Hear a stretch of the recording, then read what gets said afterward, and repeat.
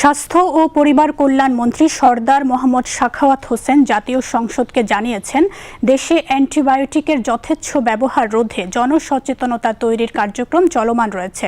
পাশাপাশি অ্যান্টিমাইক্রোবিয়াল প্রতিরোধী জীবাণু শনাক্তকরণ, নজরদারি ও নিয়ন্ত্রণ ব্যবস্থা আরও শক্তিশালী করা হচ্ছে।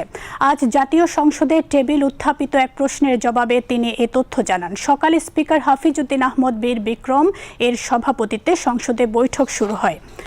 অ্যান্টিমাইক্রোবিয়াল রেজিস্ট্যান্স মোকাবেলায় সরকারের গৃহীত বিভিন্ন উদ্যোগ তুলে ধরে স্বাস্থ্যমন্ত্রী জানান, ওয়ান হেলথ পদ্ধতির আওতায় মানব, প্রাণী ও পরিবেশ খাতে সমন্বিত কার্যক্রম পরিচালনার পাশাপাশি জাতীয় কর্মপরিকল্পনা বাস্তবায়ন করা হচ্ছে।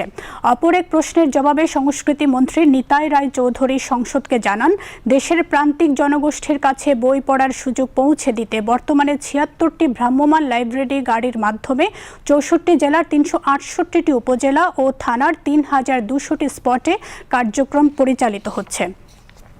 মন্ত্রী বলেন, ভ্রাম্যমাণ লাইব্রেরি কার্যক্রমের মাধ্যমে সাধারণ মানুষের জন্য, বিশেষ করে নারী ও শিশু কিশোরদের কাছে বই পঠনের বিকল্প উৎস তৈরি করা হচ্ছে।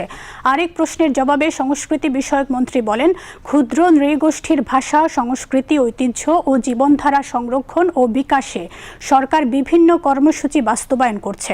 পাশাপাশি তাদের সাংস্কৃতিক পরিচয় ও ঐতিহ্যকে জাতীয় পর্যায়ে তুলে ধরার লক্ষ্যে নানা উদ্যোগ গ্রহণ করা হয়েছে।